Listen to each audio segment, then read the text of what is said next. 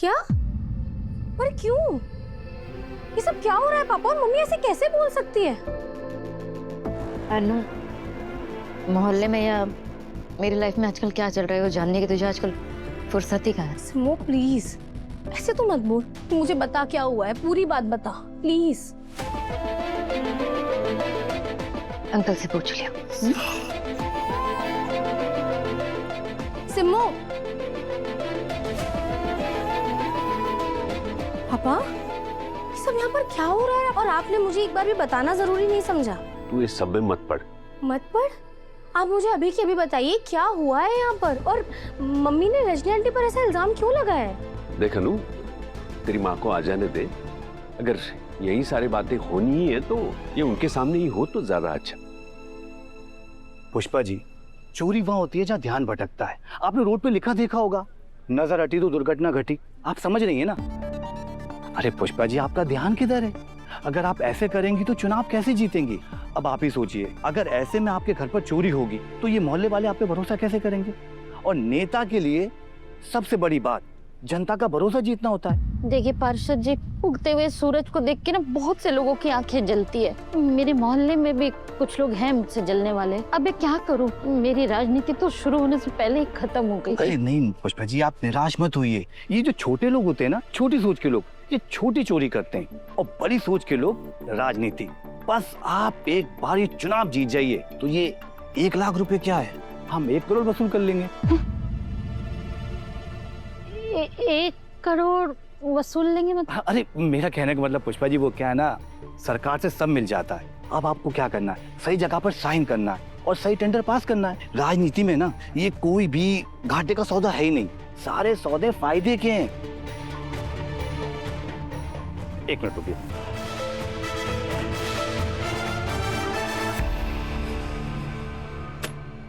जी, ये 5 लाख रुपए। 5 लाख? अरे पुष्पा जी पकड़िए, लीजिए। और आप पैसे की चिंता मत कीजिए, आप इन्हें इन पैसों को प्रचार में लगाइए। वो कहना हर दीवार पर आपका चेहरा दिखना चाहिए।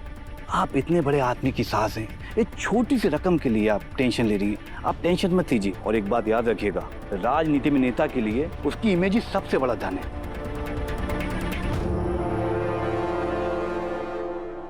मैंने अपने बारे में झूठ बोला अनु से। गणेश नगर, अलमीरा फैक्ट्री, सब कुछ।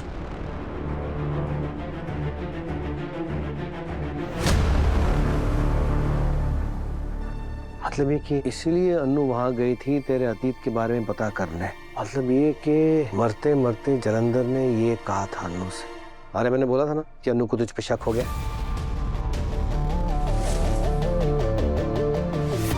पर झंडे मैंने उसे कन्विंस कर लिया है कि पिछले 20 सालों में वहाँ सब कुछ बदल गया है, इसलिए उसे वहाँ वो कुछ भी नहीं मिला जो मैंने उसे बताया था। और वो मान गई? हाँ? तुझे पूरे है कि नहीं वो मान गई? हाँ है। पर मुझे नहीं है। मत भूल आर्या कि इन सब में सबसे बड़ा रिस्क अन्नू को हो सकता था। अगर कल उससे फॉलो करके वहां नहीं जाता तो तुझे कैसे पता चलता कि वो वहां है, और तू वहां नहीं पहुंचता और अन्नू गुंडों के बीच पे फंस जाती है।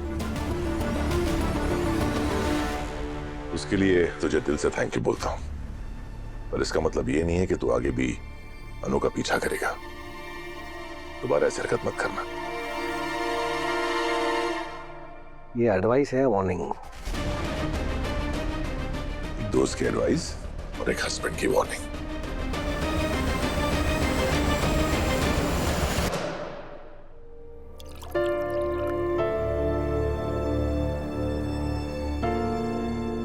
क्या हुआ अनु, तू पराठा ही नहीं खा रही है? खा ना पराठा।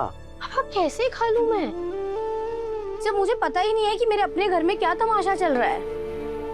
और मम्मी कहाँ है? वो अभी तक आई क्यों नहीं है? एक मिनट रुक जा, अभी मम्मी से बात करता हूँ।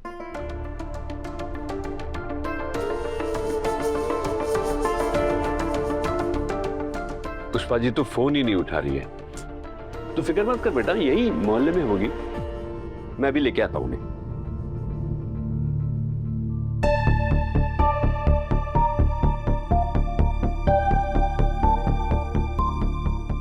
क्या बात है आर्या, वापस क्यों बुलाया? खाएगा? टॉफी खिलाने के लिए वापस बुलाया। खाएगा कि नहीं ये बता, तेरी फेवरेट टॉफी है। लोग सही कहते हैं कि प्यार में इंसान का दिमाग खराब हो जाता है। Perfect example. अभी कुछ देर पहले मुझे यहाँ वार्निंग दे रहा था और अब टॉफी खिला रहा है। कमाल है। तू खाएगा या नहीं ये बता, टाइम पास मत कर, काम कर, गुस्सा थूक, इसको मुंह में डाल, फिर मैं तुझे गुड न्यूज दूंगा। Good news? कैसी गुड न्यूज? मैं सोच रहा हूँ कि अनु को जाके पूछ लूं कि उसके दिमाग में क्या चल रहा है ना। वेरी गुड, बहुत चल जा। मुझे बोलने देगा या खुद ही डिसाइड कर लेगा कि गुड न्यूज क्या है? ठीक है, बोल भाई। देख झंडे, मैं भी वही करने की सोच रहा हूँ जो तू सोच रहा है, एक तरीके से। मैं अनु को कुछ दिनों के लिए यहाँ से दूर ले जाने की सोच रहा हूँ। परफेक्ट आइडिया, बहुत बढ़िया। देखिए वो रिसेप्शन में जलंधर के इंसिडेंट्स के बाद मैं अनु को उन पे नहीं ले जा पाया, तो सोच रहा हूँ कि अभी ले जाऊं ताकि अनु कुछ दिनों के लिए सबसे दूर रहेगी। बहुत अच्छा है। जाओ जाओ जाओ, घूमो फिरो और ऐसा कुछ कर कि वही सारी बातें भूल जाए, फिर उसे वापस लेकर आना। जब तक मैं आप पीछे सब संभाल लूंगा। जिन्हें मैं जानता हूँ कि पिछले कुछ दिनों से मैं तुझसे सिर्फ लड़ ही रहा हूँ और अच्छे से बात नहीं कर रहा हूँ। देख हम दोनों चाहते वही हैं कि कैसे भी हमारा अतीत हमारे आज में शामिल ना हो, अनु के सामने ना आए। बस हमारा सोचने का तरीका अलग है। तू दिमाग से सोचता है और मैं दिल से। दिल प्यार करता और दिमाग हिफाजत। इस डिबेट को है ना यहीं रोकते हैं। ओके, और टॉफी है। देख अभी अनु को ये सरप्राइज दूंगा। यहाँ मोहल्ले में भी कुछ ठीक नहीं चल रहा है और वहां भी मैंने आर्य सर पर शक करके सब कुछ खराब कर दिया।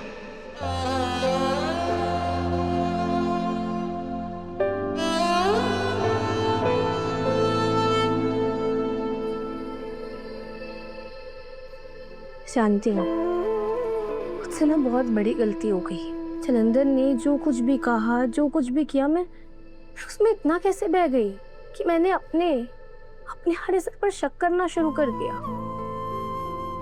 इन सब चीजों के बीच में मैंने खुद को खो दिया और अपने घर का हाल जानना भी भूल गई।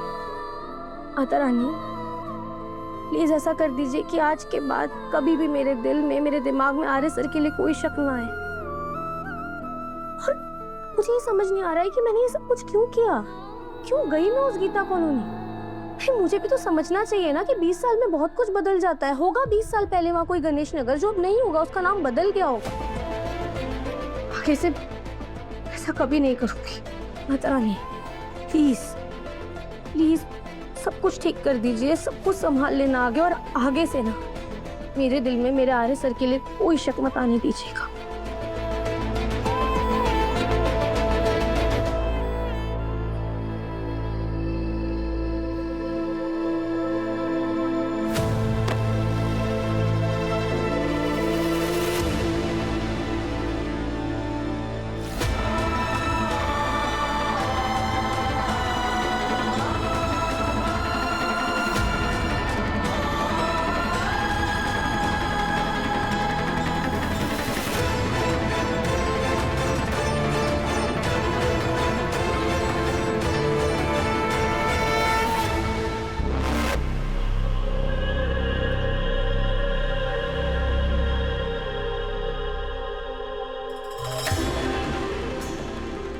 अब पहले कहाँ रहते थे?